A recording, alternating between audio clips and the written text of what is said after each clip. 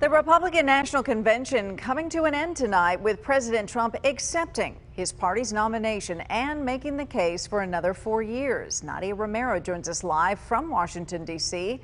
with the president's message tonight. Nadia. Well, Kathleen, we've seen the president every night this week, or heard from him even during the convention, but not like tonight. Tonight, the president had a chance to speak in front of the convention and in front of more than 1,000 people who were hanging on every word. And the president said if reelected, he's going to make some promises, starting with rebuilding the economy. It's the moment Republicans have been waiting for. I profoundly accept this nomination for President of the United States. President Donald Trump front and center with a plea to voters to send him back for a second term. We understand that America is not a land cloaked in darkness. America is the torch that enlightens the entire world. The final night of the Republican National Convention, also featuring Trump's daughter and senior advisor, Ivanka Trump.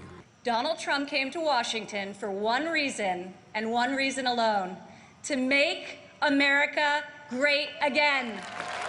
As well as GOP leaders on Capitol Hill. 4 years ago, President Trump promised to be your voice. He kept that promise. Re-elect my friend, President Donald Trump.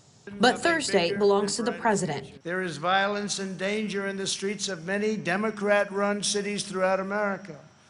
This problem could easily be fixed if they wanted to. And no shortage of attacks on his November opponent, Joe Biden. Joe Biden is not a savior of America's soul. He is the destroyer of America's jobs. And if given the chance, he will be the destroyer of American greatness. The president making this plea. We will make America greater than ever before. I am very, very proud to be the nominee of the Republican Party.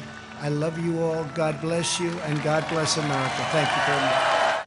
The president wrapped up his speech with a spectacular fireworks show, but not before making one last pitch: that if Joe Biden is elected, our American dream will be over.